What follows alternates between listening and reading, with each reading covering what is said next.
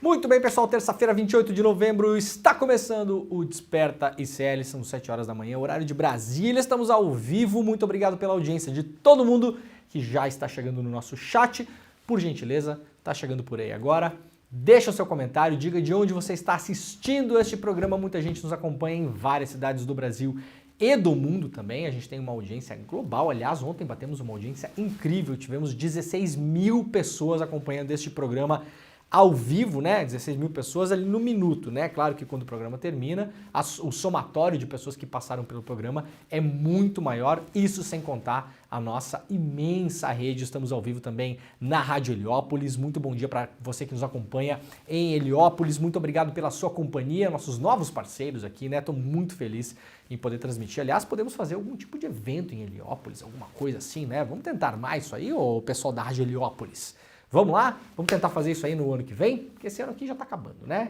Esse ano já sextou, né?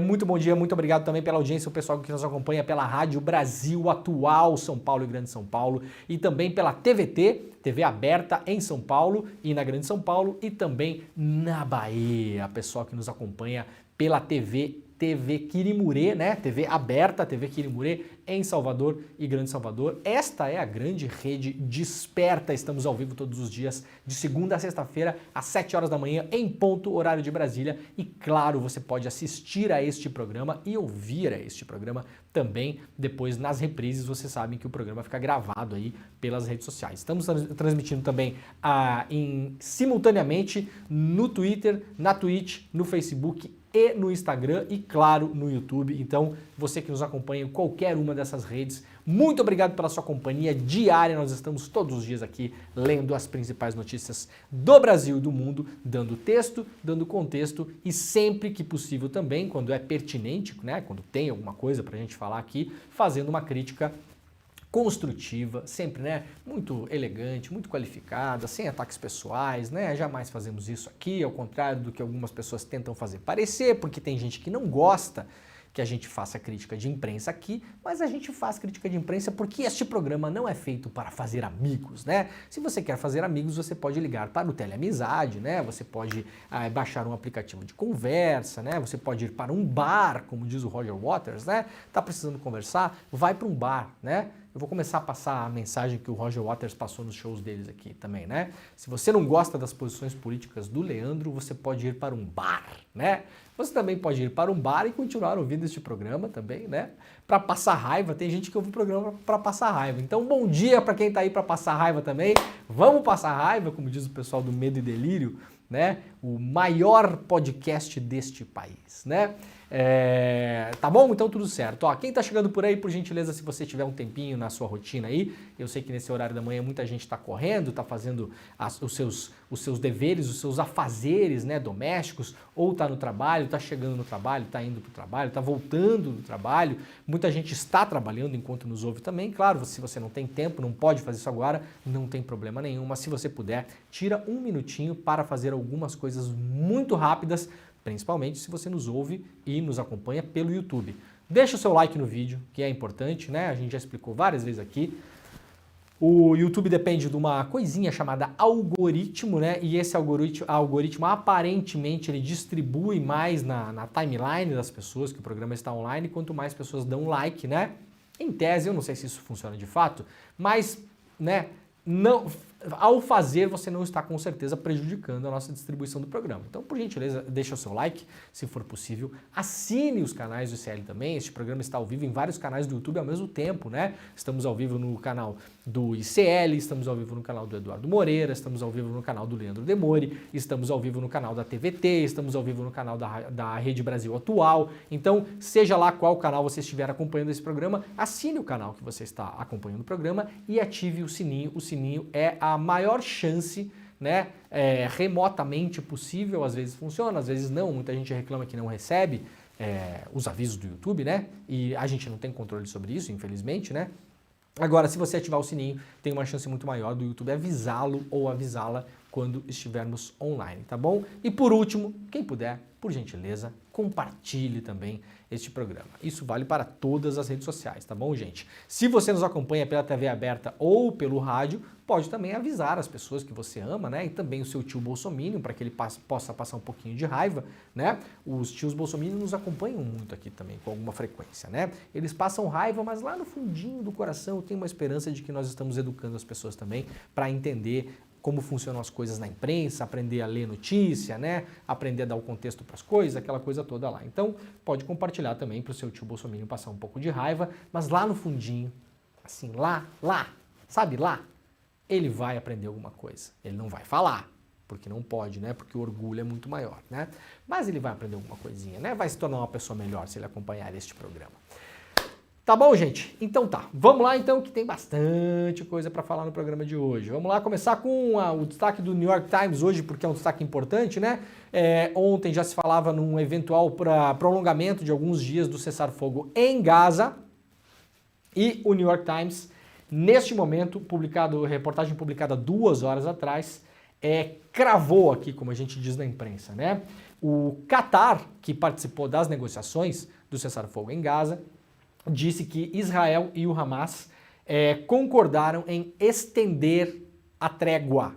Tá? Essa é a manchete principal do jornal norte-americano The New York Times, lembrando sempre que é um jornal que sempre privilegia assim, a visão do que se chama convencionalmente de establishment. Né? Essa palavra ficou um pouco gasta com o Olavo de Carvalho, né? Porque as pessoas usavam isso basicamente para tudo, deturpando o conceito, né? Mas sim, existe um establishment, né? Que são as instituições, os partidos, a parte da imprensa que também fala muito, né? Que está envolvida ali. Um jornal como o New York Times, que é um jornal centenário, tem vários tentáculos e interesses, né? E compromissos e acordos, né? Com todo esse establishment que basicamente estamos falando aqui não só do que rola na coisa pública, mas também dos interesses privados, os compromissos privados, né, das grandes empresas dos Estados Unidos e tal. Então é um jornal que sempre vai ter uma visão que você tem que ler o New York Times, né? Tem reportagens incríveis, tem jornalistas maravilhosos, tudo. Como eu sempre falo da imprensa aqui, né? Muita gente perde muitas vezes o fio da meada, né? Nas conversas aqui. Ah, você fica sentando pau no Estadão, né? Na última semana foi a vez do Estadão, né? Sim, e quando tem reportagem boa também a gente mostra aqui e elogia, né? Eu não tenho compromisso com nenhuma dessas empresas. Aliás, conselho para os colegas jornalistas, né? Para vocês lembrarem todos os dias. Vocês são assalariados, vocês não são sócios das empresas, tá? Jornalistas do Estadão, vocês não são sócios do Estadão, tá bom? E a direção do Estadão não vai pensar 2 vezes se tiver que dar um pé na sua bunda para cortar custos, tá bom? Então não compra muito compromisso, assim, né?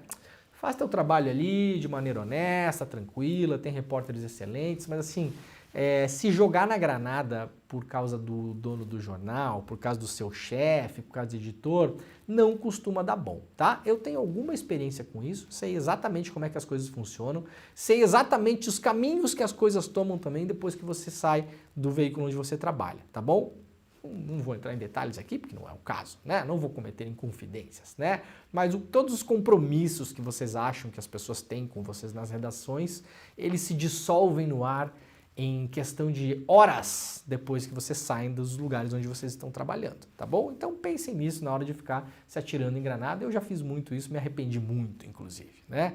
Muito, muito, severamente, né? Aprendi, né? Espero que eu tenha aprendido. Então, lembrando, o New York Times tem essa visão, né? É uma visão que sempre vai privilegiar, né? Eu acho até que nesse caso, nos últimos dias, eles têm feito uma cobertura mais equilibrada, mas sempre vai privilegiar o olhar das superpotências. Quem é a superpotência envolvida neste conflito? Israel, né? O governo israelense, Benjamin Netanyahu, né? Aliados de primeira hora dos Estados Unidos, então dificilmente você vai ver o New York Times tomar uma posição muito diferente disso. No entanto, essa informação é uma informação bastante objetiva, né? O cessar-fogo deve continuar por mais alguns dias. O jornal não dá detalhes aqui, né? De quanto tempo, né? É uma notícia, como se chama na imprensa, uma notícia flash. né? Então vocês veem aqui, ó, a manchete e aqui está a notícia. Tem mais alguma coisa em relação a isso? Não necessariamente, né? É pouca coisa. Então, aqui, ó. O governo de Israel não comentou, por enquanto, essa notícia que o New York Times está dando, né? Dentro do acordo inicial, que foi mediado pelo Catar, estão considerando, então, uma trégua um pouco mais longa e continua o intercâmbio entre reféns, né? Aí você vê, assim, né, no uso das palavras, como as pessoas que foram sequestradas pelo Hamas, abduzidas lá pelo Hamas, são chamadas de reféns pela imprensa, inclusive a imprensa brasileira, e as pessoas que foram sequestradas também, abduzidas pelo exército de Israel, porque o exército de Israel vai lá na casa da pessoa, pega a pessoa, enfia num carro e leva a pessoa embora e some com a pessoa, enfia numa prisão, né? Isso não há diferença entre uma coisa e outra. Aliás, eventualmente, muitas vezes, pode ser pior quando é feita por um poder constituído e por um Estado constituído como é o Estado de Israel, né? A gente já vai ver o perfil das pessoas que estão presas em Israel aqui, vocês vão entender exatamente o que eu estou falando. Então, possivelmente haverá mais troca de reféns de ambos os lados nas próximas horas. Bom, falando então aqui sobre isso, vamos ver o perfil das pessoas. Olha aqui, ó. O Jeff Nascimento, que é um jornalista, né, que é muito atuante lá no Twitter, publicou isso aqui, ó. Informações fornecidas por Israel sobre os palestinos libertados durante o cessar-fogo. Dados das 74 pessoas, todas marcadas como terroristas pelo governo de Israel. Então, nessa troca de prisioneiros que houve nos últimos dias, Israel libertou 74 palestinos, tá? Todos eles, segundo Israel, são terroristas. Vamos lá ver o perfil das pessoas, para a gente ter uma ideia de quem vai preso em Israel. 41 pessoas das 74 são menores de idade, tá? Então, mais da metade das pessoas que foram libertadas por Israel neste momento do cessar-fogo são menores de idade, têm menos de 18 anos. Em 13 delas, a detenção durou mais de um ano. 6 detidos por Israel, foram detidos única e exclusivamente pelo terrível crime de arremessar pedras, né? Todos eles menores de 18 anos. Então, 6 menores detidos por Israel por arremessar pedras. Esse crime terrível, né? Super perigosíssimo, né? Nesses casos, o tempo de detenção variou de 20 a 522 dias. Sim, houve uma pessoa presa em Israel por 522 dias, né? Grosso modo, 1 ano e meio por arremessar pedras. 49 indicados apenas como presos, talvez indicando a detenção sem acusação. Um dos casos, a detenção durou 892 dias sem que fosse apresentada acusação formal contra essa pessoa e agora ela foi magicamente libertada, né? 11 detidos pelo genérico ameaçar áreas de segurança, todos menores de 18 anos. Todas essas prisões aconteceram em 2023. Essas informações são informações de quem? De quem? Do Che Guevara? Não. Do Mao Tse Tung? Não. Do Marighella? Não. São informações oficiais do exército israelense. Tá bom? Então, esse é o perfil das pessoas que Israel vai lá, pega no meio da rua, entra nas casas e vamos lá, para vocês lembrarem uma coisa. Muitas dessas pessoas, elas não são presas em território israelense. Elas são presas, por exemplo, na Cisjordânia, que não é território israelense. Então é uma potência estrangeira invadindo um território que não é seu, pegando pessoas e levando para dentro do seu território. Antigamente, quando se fazia cobertura desse tipo de coisa na imprensa, chamava-se isso de sequestro, né? Sequestro. Várias potências já fizeram isso ao longo da história, fazem com alguma frequência ainda, né? Os Estados Unidos já fizeram, a França, a Grã-Bretanha, várias potências. Vão lá, colocam os seus agentes para investigar onde está a pessoa e fazem o que eles chamam de abdução, né? De fato, abdução. A pessoa vai lá, os Estados Unidos vai lá e pega a pessoa num outro país estrangeiro e leva a pessoa para o seu próprio território. Ou, no caso dos Estados Unidos, até uns anos atrás, né? para Guantánamo, que era a prisão dos Estados Unidos em Cuba, num território dominado pelos Estados Unidos, né? Então, o nome disso, oficial, vamos dar um nome a esse negócio aqui? Qual o nome quando uma potência estrangeira invade um território que não é seu? Vocês imaginam hoje o Brasil invade o Paraguai, Paraguai, né? Não, a Cisjordânia não é um estado constituído, nunca conseguiu se constituir como um estado, né? Mas vá lá, tem uma autoridade nacional, tem um governo, tem uma organização social, política, econômica, tem um parlamento, enfim, né? Tem ali tudo que faz parecer que é um estado, de fato, né? Aí o Brasil vai lá e invade um território desses, pega cidadãos daquele território e traz para o Brasil e coloca em penitenciárias no Brasil. Como é que é o nome disso para vocês? Para mim, o nome disso é sequestro. Para mim, o nome disso é sequestro. Então, acho que a gente tem que começar a usar as palavras certas para esses casos aqui também, né? Olha, uma matéria publicada lá no UOL, chamadas matérias de fundo, né? Matérias para compreensão um pouco melhor das coisas, então eu sugiro que vocês leiam, está na capa do UOL. Órfãos, bebês prematuros e jovens deprimidos. Os efeitos da guerra em Gaza. Ao menos 6.000 crianças morreram desde o início da guerra entre Israel e Hamas. Muitas das que sobrevivem ficam órfãs só acometidas por doenças e têm de lidar com sequelas causadas pelos bombardeios. Aqui então tem um levantamento feito pela organização Save the Children, né, sobre o que vai acontecer em Gaza depois que as luzes da imprensa se apagarem e a vida fatalmente continuará em Gaza, né? Essa é a grande questão. E aí temos um rastro de 6.000 crianças mortas. Gente, 6.000 crianças. Crianças. Sobre as quais não pode-se nem fazer acusação leviana, falaciosa, mentirosa, feita por picaretas, que nós já ouvimos, inclusive, aqui em vídeos que eu coloquei neste programa, de que não há inocentes em Gaza. Vocês já ouviram essa frase? Essa frase circulou muito por aí nos últimos dias, né? Não há inocentes em Gaza, porque ou você é do Hamas ou você apoia o Hamas. Eu gostaria que essas pessoas me explicassem como as 6.000 crianças assassinadas pelo governo Netanyahu apoiaram o Hamas. Como uma criança de 6 anos, de 4 anos, como um bebê em uma incubadora, uma criança de 2 anos, ela apoia o Hamas e ela não é um inocente, né? Seria muito bom ver o malabarismo das pessoas para poder explicar isso. E claro, como eu já falei aqui no programa, eu nunca mostrei essas imagens, não vou mostrar, mas eu infelizmente já vi as imagens. Eu acho importante que as pessoas vejam, tá? Elas estão circulando pelas redes sociais, no Instagram principalmente, as sequelas de guerra nessas crianças, físicas. Quando a gente fala em feridos em Gaza, a gente imagina, na nossa realidade, um ferimento leve, porque o nosso dia a dia no Brasil, mesmo com a violência urbana que a gente tem, que é muito complicada, é lógico, mas quando a gente fala em ferido no Brasil, se você ouviu de um amigo seu hoje que ele teve um acidente, por exemplo, ficou ferido, né, um acidente doméstico e tal, a gente nunca pensa num ferimento muito, muito grave.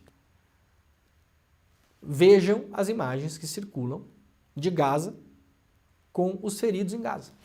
Vocês vão entender o que é um ferido depois de um intenso ataque aéreo com o poder militar que o exército israelense tem e com o tipo de bomba que eles jogaram em Gaza. Não é bombinha, gente. Não é pouca coisa, não. Tá? Então vejam a quantidade de sequelas que essa sociedade vai ter no pós-guerra, né? Nem sabemos ainda como vai ser o pós-guerra. Ainda há uma expectativa de que Israel vá anexar parte de Gaza. Então o que era um território minúsculo para 2.200.000 pessoas ficará um território ainda menor. Olha, ontem eu publiquei lá no iclnoticias.com.br, eu não sei se vocês assistiram o Fantástico no domingo. O Fantástico trouxe uma entrevista com um cidadão chamado Mossab Hassan Youssef, né? Esse cidadão, ele é um filho de um dos fundadores do Hamas e ele vem viajando pelo mundo para conquistar a audiência da extrema-direita que apoia o regime Netanyahu, né?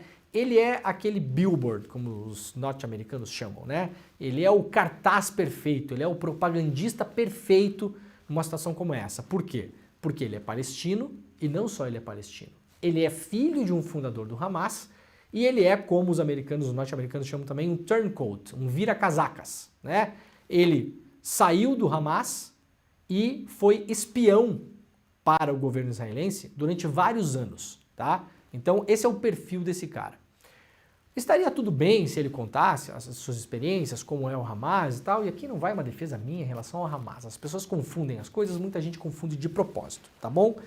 Sempre falo, né? Vocês acham que a gente é bobo aqui e tá dormindo, né? Então, vocês podem continuar tentando confundir de propósito as coisas aí, né? Aí, se você defende os palestinos, você apoia o Hamas, né? Só otário vai acreditar no que você está falando, mas tudo bem, né? Tem bastante otário no mundo. O mercado de otários é vasto no mundo, então você pode continuar enganando as pessoas aí, não tem problema nenhum, né? Aqui, né, nós e a nossa audiência, a gente acorda cedo todos os dias, né? Estamos despertos todos os dias aqui para não cair nessas bobagens que vocês andam falando por aí. Muito bem. Esse cara foi convidado para vir ao Brasil e está sendo ciceroneado no Brasil aí por uma organização chamada Stand With Us. Essa Stand With Us é uma organização que se vende como uma organização de educação para a paz, tá bom?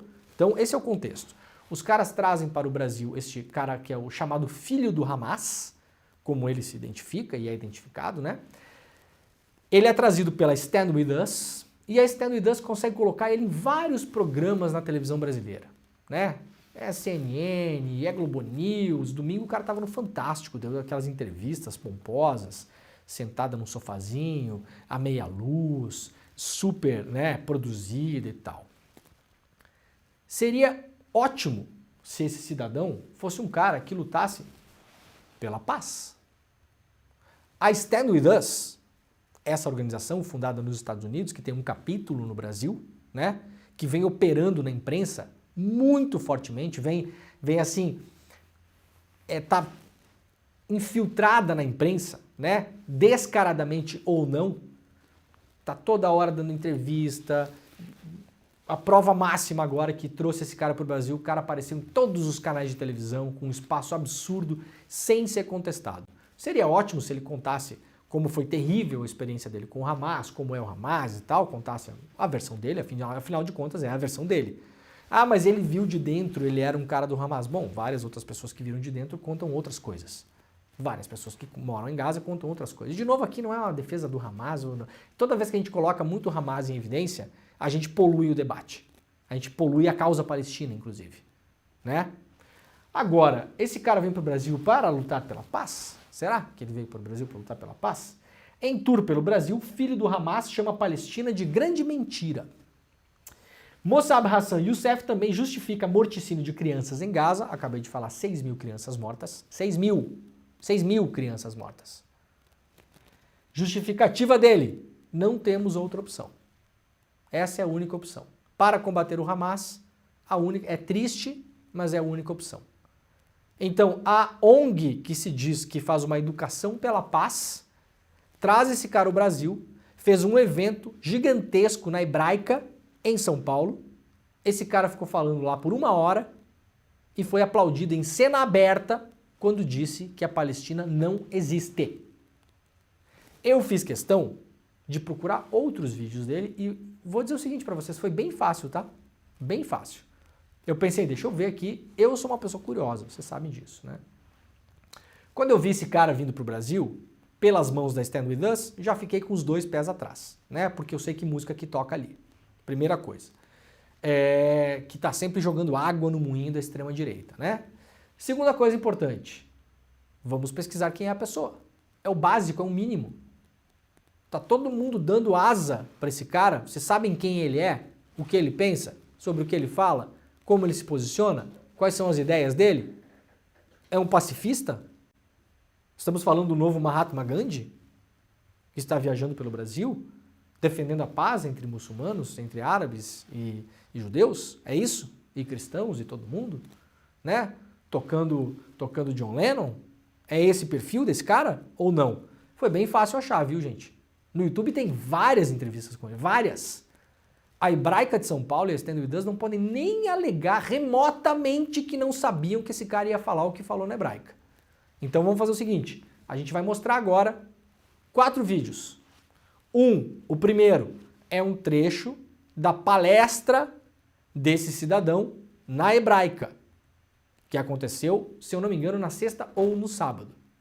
Ato contínuo são 3 pequenos clipes de entrevistas, tá legendado, tá bom? Tá legendado em português, que esse mesmo cidadão deu em um podcast nos Estados Unidos 3 meses atrás. A gente vai assistir e depois a gente para respirar um pouco e vamos ver se esse é um cara que veio para o Brasil para fazer uma educação para a paz. Vamos lá, Jimmy, coloca pra gente. Everyone is projecting something onto what's so-called Palestinian cause. While there is no such a thing as Palestine, this is the biggest lie.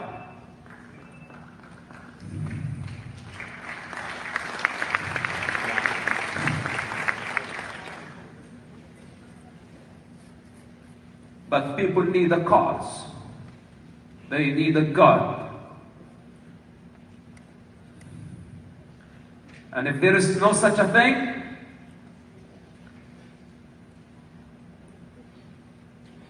they don't exist. What we see in the Middle East, this whole chaos, bloodshed, is not coincidental. We are paying the price for our cowardice. Because we cannot stand and we cannot stay truthful for one moment that we are swayed by the forces of society. If a majority of the people say Palestine, everybody starts saying Palestine, not knowing what they are saying. You ask them, what is Palestine? And they don't know how to answer. Then everybody swear by the name of God. You tell them, what is God? And nobody knows how to say it. I don't want even to think about a Palestinian state. I don't care for a Palestinian state. We have 22 Arab states and all of them are garbage. I don't want another Arab state in that region. It's enough. The people want to label me. They want to label Israel. They want to label the CIA, all the people. It's not only Israel in this war. It's the US government, the mighty of the US government, the nuclear power, the superpower of the world is in this war. And do you think they don't know better? Because we all know that there is no way around it this time. We have to eradicate Hamas. So think that this is extreme. Think whatever you want to think. We are at war and war ugly. And at war, people die. It's as simple as that.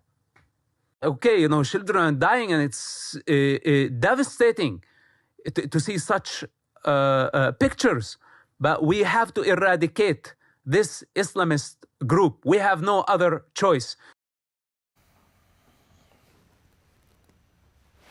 E aí?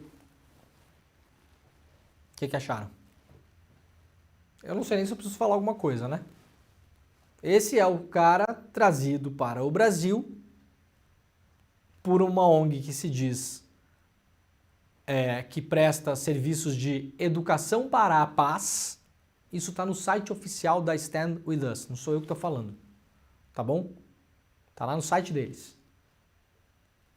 Trazido para fazer uma conferência na Hebraica em São Paulo, lotada, aplaudido em cena aberta quando fala que não existe nada como Palestina. E aí eu fiz uma busca rápida no YouTube. Gente, há dezenas de falas dele no YouTube. Dezenas. Nenhuma delas é muito melhor do que isso aí não, tá? Deve ter coisa pior, inclusive, que eu não consegui nem procurar tudo. Assisti algumas entrevistas, mas não consegui assistir a todas. E aí eu me pergunto, vamos lá, pra gente encerrar esse assunto. Quando o Hassan Rabi, palestino, nascido em Gaza, que mora no Brasil desde 2014, tinha ido para Gaza um mês e meio atrás para o casamento da irmã. Levou a esposa brasileira e as 2 filhas. Chegou lá, começaram os bombardeios em Gaza. Casamento aniquilado, não teve festa, vários convidados morreram. Ficou preso em Gaza por 1 mês e meio até conseguir sair. Preso pelo exército de Israel, que não abria a fronteira. Quando o Hassan finalmente chega no Brasil, começa a se espalhar pela imprensa de modo muito curioso, e eu aqui, ó, duvido que a imprensa foi fazer investigação em cima da vida do Hassan. Duvido. Eu aposto e também vamos dizer o seguinte, eu aposto e sei que já tinha um dossiezinho pronto do Hassan Rabi, que foi mandado para a imprensa comercial brasileira quando ele chegou no Brasil. Com 3 posts dele antigos no Facebook, que tinha meia dúzia de like, né?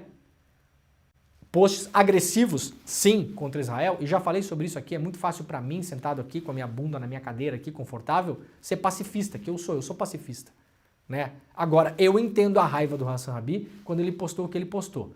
Chegou no Brasil, várias redes de televisão foram fazer entrevista com o Hassan Rabi, que foi entrevistado pela Heloísa Vilela, aliás, né, quando estava ainda no Egito. Várias redes foram fazer entrevista com o Hassan Rabi na base aérea, em Brasília, porque eu estava lá e eu vi os colegas entrevistando o Hassan. Tava todas as redes lá, todas. Tinha uns 40 jornalistas no dia lá. Sabe aquelas imagens que vocês veem, que tem um monte de jornalistas, assim, com câmera, com microfone, tava assim aquele dia. Fizeram entrevistas coletivas, depois fizeram entrevistas individuais com o Hassan e com outros refugiados. Várias redes de televisão derrubaram as entrevistas, não passaram as entrevistas. Por quê? Porque começou a correr o boato, né? Jornalista é raça às vezes, que é difícil, né? Começou a correr o boato que o Hassan Rabi era porta-voz do Hamas. E aí derrubaram as entrevistas com o Hassan Rabi. Ou seja, a imprensa fez uma diligência, né? Ela foi atrás e falou, não, nós entrevistamos o Hassan, mas a gente não vai passar isso aqui no Jornal Nacional, não, tá? Não vamos passar entrevista com o Hassan, porque há suspeitas aí que o Hassan fez, né? Tem uns posts dele que são muito agressivos contra Israel, então a gente não vai passar a entrevista dele. E por que estão passando a entrevista desse cara em tudo que é lugar? Vocês perderam o senso do ridículo? Esse cara é entrevistado pelo Fantástico sem que ninguém do Fantástico procure o nome dele no YouTube. Gente, isso não é nem investigação, tá? Isso aí, a minha avó, se estivesse viva, poderia ir no YouTube e procurar o nome dele. Isso é o mínimo do mínimo. Esse cara é entrevistado na CNN, no Fantástico, não sei o quê. Vem cá. Nenhum produtor, nenhum repórter, ninguém vai lá procurar para saber quem é o cara, qual o histórico dele. Vocês pegam o currículo dele pronto, possivelmente enviado pela Stand With Us para vocês. É assim, é. Olha, eu vou começar a mandar gente que eu gosto lá no Fantástico. Tá mole, né? Para qual e-mail que eu mando? Sugestão, para vocês entrevistarem gente. Porque pelo visto qualquer groselha que a gente mandar lá, vocês vão botar no ar sem investigar. Ou não. Ou não. Ou isso é feito de modo consciente. Ou alguém da produção do Fantástico, da produção da CNN, fez a mesma coisa que eu fiz, que até a minha avó faria, que é no YouTube botar o nome do cara, que é o mínimo, é o básico. E viu o que eu vi também e decidiu fechar um olho e abrir o outro e olhar para o lado. Ou das duas uma, né, gente? Ou vocês não estão fazendo o básico, o mínimo, saber com quem vocês estão falando. Poderia entrevistar esse cidadão aqui, o Mossab Youssef, no Fantástico? É claro que sim. É lógico. Aliás, eu gostaria de entrevistá-lo também. Eu também gostaria de entrevistá-lo. Será que seria possível? Será que ele está no Brasil ainda? Mas aí eu vou fazer as perguntas em cima dessas coisas que ele vem falando. O senhor falou que todos os estados árabes que tem no mundo são lixo. Explique. O que ele falou, a gente acabou de ver. O senhor falou que 6 mil crianças mortas é um efeito colateral e que tem que ser assim mesmo porque é a única opção para erradicar o Hamas.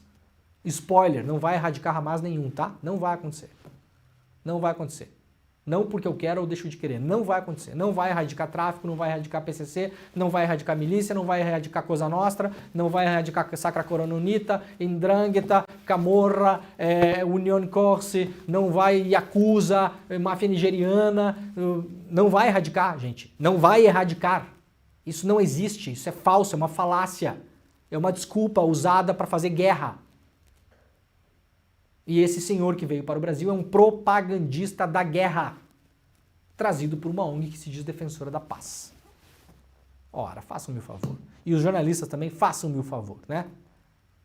No melhor dos casos, nesse caso, vocês passaram por incompetentes. Porque não conseguiram dar um Google para tentar entender quem é o cara. Pode entrevistar o cara? Pode. Confronte ele com as opiniões dele. Essas opiniões são as opiniões dele. O senhor diz que não existe Palestina. Como assim não existe Palestina? Mas o senhor está aqui para fazer o quê? Um diálogo pela paz? Ou qual a sua posição? O senhor disse que, infelizmente, a única opção é, de modo deliberado, assassinar crianças em Gaza. Como assim? O senhor acha que não tem outra opção? Não há outra opção possível? Esse é o único modo de fazer isso? O senhor chamou os Estados Árabes, os 22 Estados Árabes, de lixo. Lixo. Alguém perguntou isso para ele nas entrevistas, gente? Está a um clique de mão no YouTube. É uma vergonha, né? Quem quiser ler, tá lá no iclnoticias.com.br, tá bom? Lá para a Folha de São Paulo, palestinos em Gaza dizem ter voltado à idade da pedra, enfrentando fome e doenças. Claro, né? Foi tudo obliterado por Israel. Vamos lá para São Paulo. Trens circulam em trecho reduzido e metrô amanhece fechado em dia de greve. Uma grande mobilização hoje em São Paulo. O transporte público está bastante comprometido hoje por conta da greve, então você já sabe, né? Se tiver que sair de casa hoje, presta atenção como é que você vai fazer as coisas, né? Se puder ficar em casa também, eventualmente, porque realmente não vai ser fácil circular por São Paulo hoje. Passageiros encontraram os acessos fechados na estação Itaquera, na zona leste da capital, na madrugada desta terça-feira, após o início da terceira greve atingir os transportes este ano. Por volta das 4h20, quem tentava embarcar nas linhas vermelha 3 do metrô ou na 11 Coral do trem não conseguiu subir as escadas que levam às catracas. Às 4h30, o acesso para os trens abriu. A circulação na linha 11 Coral está limitada ao trecho entre Guaianazes e Estação da Luz. Greve ignora a justiça e promete parar São Paulo pela terceira vez no ano. Sindicatos pedem o fim do projeto de privatização da gestão Tarcísio.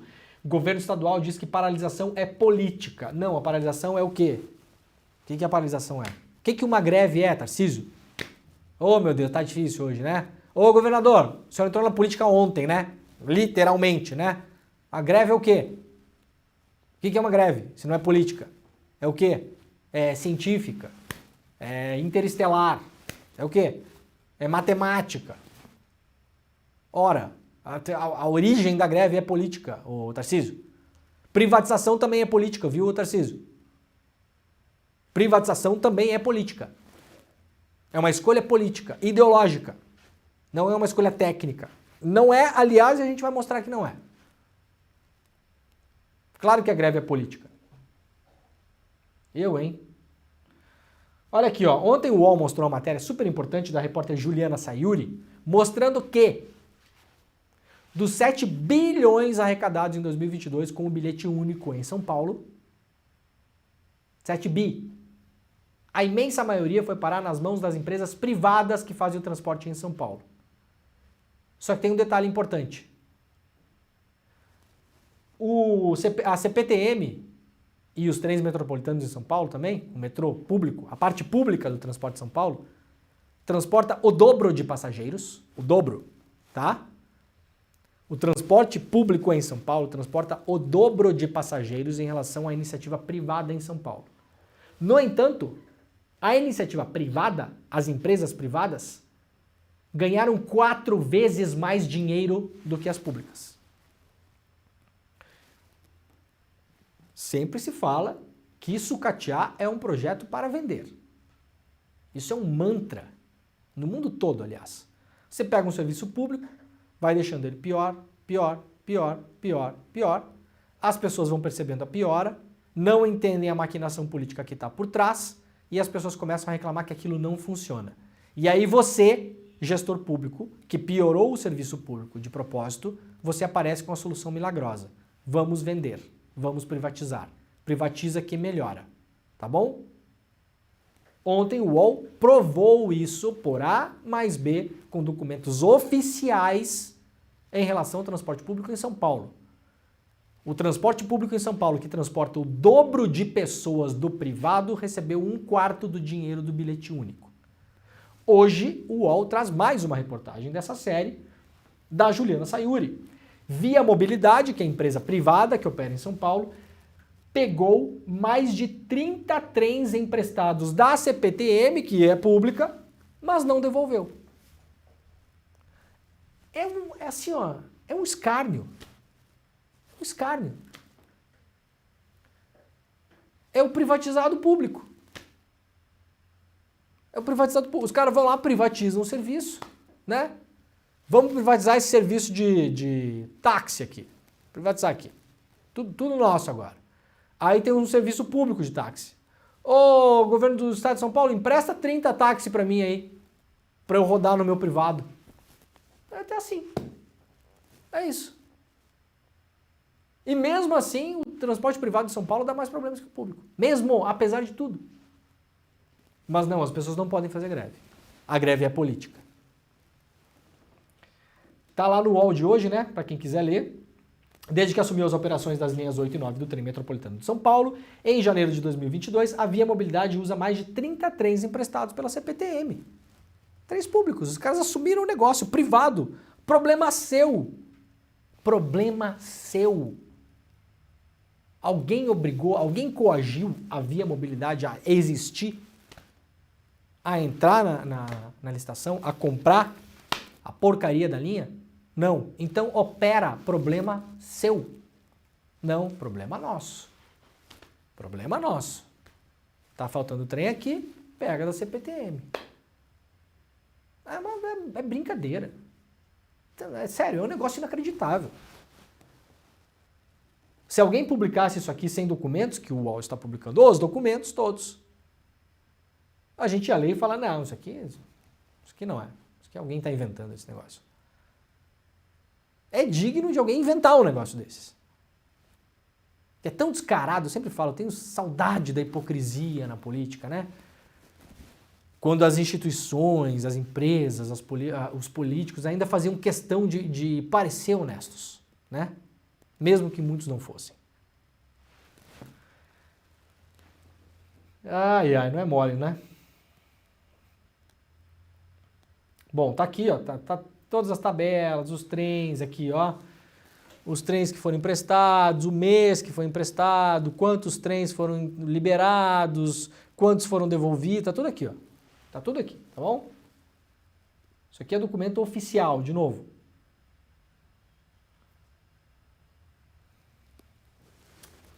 Vamos lá para os camaradas do DCM, Diário do Centro do Mundo, Alcolumbre, agenda sabatina de Dino no Senado. A sabatina do ministro da Justiça e Segurança Pública, Flávio Dino, indicado por Luiz Inácio Lula da Silva ao Supremo Tribunal Federal, está agendada para 13 de dezembro. 13? Coincidência. A confirmação foi dada por Davi Alcolumbre, presidente da Comissão de Constituição e Justiça do Senado, por meio de nota oficial. Segundo o informe, a sessão ocorrerá durante a reunião ordinária do órgão, sendo o senador Weverton Rocha, do PDT do Maranhão, o relator do processo. A indicação de Lula para o STF enfrenta a resistência da ala bolsonarista do Senado Federal, como se fosse grande novidade, né? Então tá marcada aí a sabatina do Dino, Flávio Dino, para o dia 13 de dezembro. Então deve ser confirmado, Flávio Dino, o novo ministro do Supremo Tribunal Federal ainda este ano. Senado e governo prevêem aprovação sem sustos de Dino ao STF e Gonê à PGR após costura de Lula. Então, muita gente ontem estava falando, né? Pô, será que vai ser fácil a vida do Dino na sabatina e tal? Bom, preparem-se para o show de horrores da sabatina, né? Vai ter lá Flávio Bolsonaro, sei lá o quê, vai ter essa gente toda lá, né?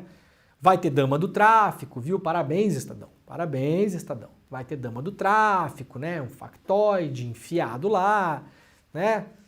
Jogando água no moinho da extrema-direita, né? Com a inconsequência da reportagem que foi publicada. Obviamente isso aí vai ser pautado. É lógico. Agora o Flávio Dino já se mostrou um excelente orador, um cara muito bom de discurso lógico, né? Não perde o fio, um cara de respostas prontas. Vai ser bom de assistir a sabatina, né? Sabatina que, aliás, a gente vai transmitir aqui no ICL, né? O sinal da TV Senado é aberto, né? Então preparem-se porque a gente vai repercutir aqui também, claro, né? STF mantém multa de R$20 mil a Bolsonaro por reunião com embaixadores. A segunda turma do STF rejeitou por unanimidade 2 recursos contra a decisão do Tribunal Superior Eleitoral, que aplicou multa de R$20 mil ao ex-presidente da República Jair Bolsonaro por propaganda eleitoral antecipada nas eleições do ano passado. O recurso havia sido manejado pelo próprio Bolsonaro pela sua legenda, o Partido Liberal, o PL, e rejeitado inicialmente pelo ministro Dias Toffoli, relator do caso. O julgamento se refere ao encontro organizado no Palácio da Alvorada pelo ex-chefe do Executivo Federal com embaixadores para falar sobre o sistema eleitoral brasileiro, a tal famosa live lá dos embaixadores, né? Live pela qual, aliás, o Bolsonaro está inelegível. Então, junto com a decisão de inelegibilidade do Bolsonaro, havia a multa que tinha sido aplicada pelo TSE ao Bolsonaro de R$20 mil. O Bolsonaro recorreu ao STF e, por unanimidade, a turma desconheceu o seu recurso. Portanto, paga a multa aí, Bolsonaro. Olha, gente, ontem saiu no portal Metrópolis um áudio que foi gravado em uma reunião em 2019 com o deputado André Janones. O Janones, ele estava conversando supostamente com assessores ou amigos, isso não fica claro, né? Não está claro quem participou da reunião, mas nessa reunião o Janones conversa com essas pessoas e fala que ele contraiu muitas dívidas quando tentou participar de uma campanha para a prefeitura e que esperava que os seus assessores, que seriam nomeados por ele, Janones, os que fossem ganhar salários mais altos, ajudassem ele, Janones, a pagar dívidas de campanha. Resumo, esse é o áudio que saiu ontem. Ato contínuo, claro, a gente olha isso e fala, o nome disso é rachadinha, né? Inevitável, né? Inevitável. Não vamos aqui dourar a pílula e nem fazer rodeios, tá bom? Vamos direto ao assunto. Você ouve esse áudio e você fala, o nome disso aqui é rachadinha. Muito bem, ontem isso aí causou uma turbulência nas redes sociais, né? E ontem nós falamos com o Janones com exclusividade no ICL Notícias, segunda edição. Fizemos uma entrevista ontem, eu, Gabriela Varela e Chico Pinheiro com o Janones. Sugiro que vocês assistam a entrevista na íntegra. Ela está no YouTube. Tá lá gravadinha, bonitinha, tá bom? Acusado de rachadinha, Janones diz que não recebeu dinheiro de assessores. Notícia publicada pelo ICL Notícias, mas ele confirma várias coisas lá. O áudio é verdadeiro, o que ele falou é verdadeiro, ele se explica, né? Dá lá as suas explicações. Nós fizemos as perguntas que julgamos necessárias, terminou a entrevista ontem, até fiquei me perguntando se ficou alguma coisa de fora, eu acho que não. Eu acho que nós perguntamos tudo, perguntamos se ele vai abrir as contas bancárias dele, ele falou que sim, perguntamos inclusive se ele tem contas no exterior, se ele tem empresa no exterior, se ele pediu outras vezes, se essa transferência de dinheiro chegou a ser concretizada, se as pessoas de fato pagaram contas dele ou não, tá tudo perguntado lá, para entender exatamente que caminho, que dimensão essa história toma, né? Perguntamos se ele acha que vai ter novos áudios, se vai aparecer no futuro contas pagas por assessores, como no caso do Flávio Bolsonaro, que teve escola da filha paga pelo Queiroz num caixa eletrônico, foi filmado pelo caixa eletrônico, inclusive, né? Ou seja, com o salário de funcionários pagando despesas pessoais, privadas do senador, aí isso dá-se o nome de rachadinha. O STF já decidiu que o crime de rachadinha, que não existe no Código Penal brasileiro, claro, é o crime de peculato, tá? Então havia uma dúvida ontem, eu até falei isso no ar durante a entrevista. Olha, Janones, havia uma dúvida até uns anos atrás sobre o que era rachadinha de fato. Por quê? Isso é muito importante, atenção. Se rachadinha fosse considerado corrupção ativa ou passiva, esse áudio do Janones já seria suficiente, no mínimo, para investigá-lo. No mínimo. Por quê? Porque nos crimes de corrupção ativa e passiva, há ali uma descrição bastante detalhada do que é o crime, e ela não dá margem para dúvidas de que corrupção ativa e passiva comporta você prometer ou aceitar promessa de vantagem. Então, por exemplo, se você é um político, e tem ali do outro lado um empresário, e vocês em uma conversa são grampeados, e na conversa há a evidente troca de favores, em troca de dinheiro, de obra, de apoio, tal, não sei o quê, mesmo que isso não se concretize, Então vamos lá, prefeito, o senhor aprova a minha construtora para fazer a praça da cidade e eu vou dar um jeito de quitar a sua dívida da sua casa do IPTU que o senhor está devendo, tá bom? Mesmo que isso não se concretize, que o negócio entre a prefeitura e a empreiteira não saia e que a dívida do IPTU não seja paga, isso entra em corrupção ativa e passiva. Porque aceitar promessa ou prometer é crime, tá bom? No caso de peculato, não é assim que funciona. Peculato precisa ser comprovado, de fato, que o Janones, no caso, recebeu o dinheiro dos assessores para pagar suas despesas privadas pessoais. Se completou com isso, tá bom? Eu só fiz essa explicação ontem pra gente entender. Isso é o entendimento do STF, tá bom, gente? Não é a minha opinião, não é o que eu acho, né? Isso é o entendimento do STF. Tô aqui explicando uma coisa prática sobre em qual crime cai rachadinha. Rachadinha é peculato.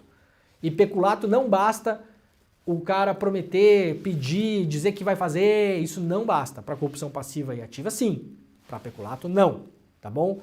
Enfim, assista a entrevista do Janones, né? Fizemos uma boa entrevista ontem, fizemos todas as perguntas que foram necessárias, o Janones deu as suas respostas, vocês assistam e tirem suas próprias conclusões, tá bom? Para quem não quiser procurar no YouTube, que às vezes é um pouco mais difícil, tá lá no iclnoticias.com.br, só clicar lá que tá na capa, é a principal manchete do site hoje de manhã. Região Metropolitana do Rio de Janeiro registra 283 chacinas policiais em 7 anos. Operações policiais na região metropolitana do Rio de Janeiro entre agosto de 2016 e julho de 2023 resultaram em 283 chacinas. O levantamento foi feito pelo Instituto Fogo Cruzado. No total, 1.137 civis morreram nessas ações. Os dados estão na plataforma Chacinas Policiais, lançadas ontem pela entidade. A gente passou a primeira parte do programa falando de Gaza. Tá aqui a nossa Gaza particular, né? Tá aqui, ó. 1.137 civis assassinados pela polícia de 2016 a 2023. 1.137. Somente na região metropolitana do Rio de Janeiro. Isso não é no Brasil todo, não, viu? Se acordássemos amanhã e falássemos assim, gente, desde 2016 até hoje a polícia no Brasil matou 1.137 pessoas, já seria um escândalo. Não é no Brasil, isso é região metropolitana do Rio de Janeiro. E aí toda vez que tem operação policial, que a gente vem aqui e fala do modus operandi, aparecem os defensores de chacineiro, né? No Brasil tem um monte de defensor de chacineiro, impressionante, né? Não, vocês estão acusando sem provas, tem que esperar a investigação, mas os caras estavam armados, a polícia só reagiu. Sempre a mesma coisa. Sempre a mesma coisa. Resultado final disso tudo, sempre, ao final, sempre também a mesma coisa.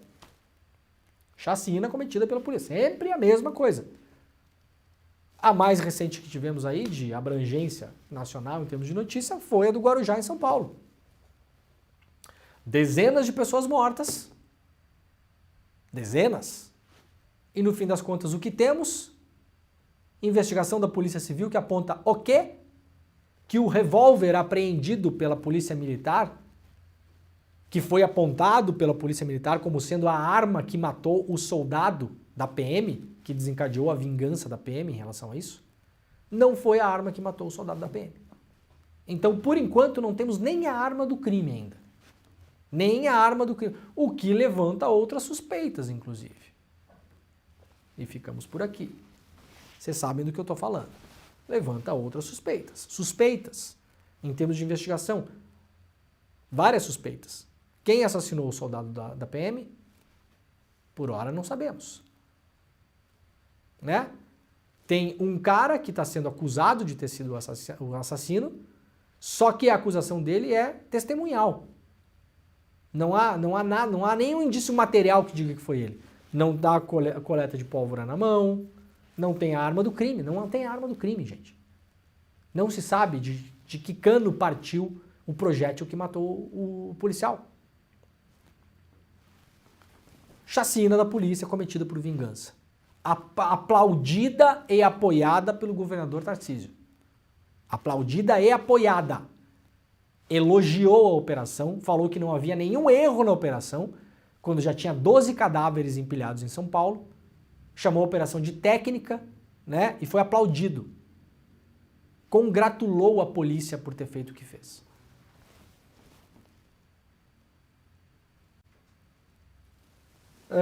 Lá no Diário do Centro do Mundo também, homem de Milei na economia descarta a dolarização da Argentina e fechamento do BC. Sem loucuras. O Milei já está completamente macrizado, né? Toda a loucurama do Milei foi macrizada, foi macrizado já está na mão do Macri, da Patrícia Bullrich e da direita tradicional na Argentina, como não deveria deixar de ser. O cenário político na Argentina é muito diferente do cenário político do Brasil de 2018, né? O Bolsonaro se tornou incontrolável porque, além de tudo, tinha o exército pelas costas, tinha a Faria Lima, a Fiesp, os grandes empresários, o agro, elegeu mais de uma centena de deputados na Câmara, tinha maioria na Câmara, tinha folga na Câmara para aprovar suas loucuras. O Milei não tem nada disso. O exército na Argentina não existe, é insignificante, totalmente sucateado, graças a Deus.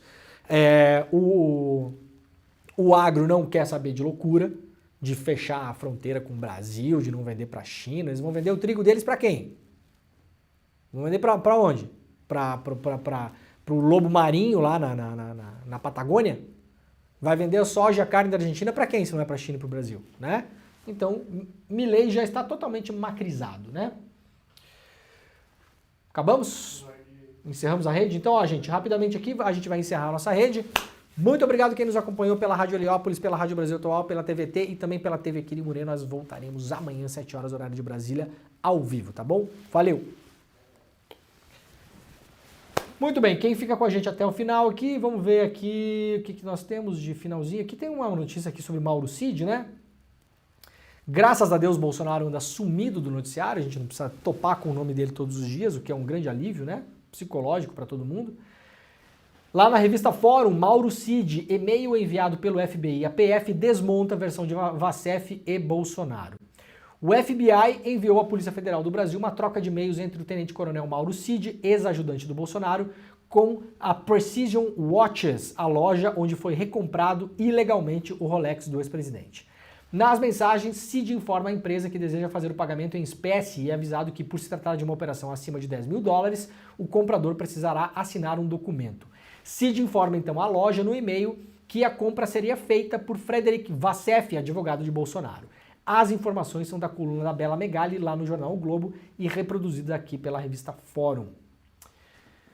Muito bem, pessoal, então é isso por hoje, né? Estamos acabando o Desperta, terça-feira, 28 de novembro, quase 8 horas da manhã, agora vai começar o ICL Notícias, primeira edição, tá bom, gente? Então fica de olho por aí, vai ser nesse mesmo link, aliás, a gente vai ao vivo com o ICL Notícias primeira edição, depois tem a Gabriela Varela, depois tem a Débora Maganha e o André Campedelli. Então a gente tem programa aqui de manhã, das 7 horas da manhã, ao vivo, até as 11h30 da manhã, ao vivo.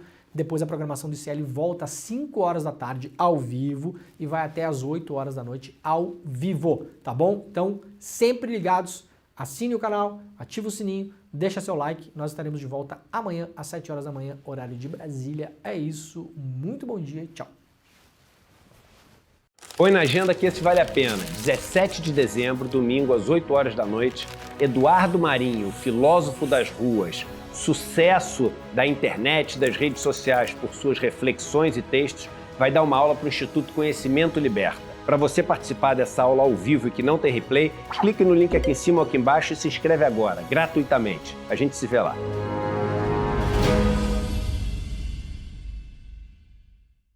Olá, eu sou o Eduardo Moreira, sou engenheiro civil, estudei economia na Universidade da Califórnia e passei mais de 20 anos no mercado financeiro. Eu queria convidar vocês para assistir o curso sobre economia comportamental.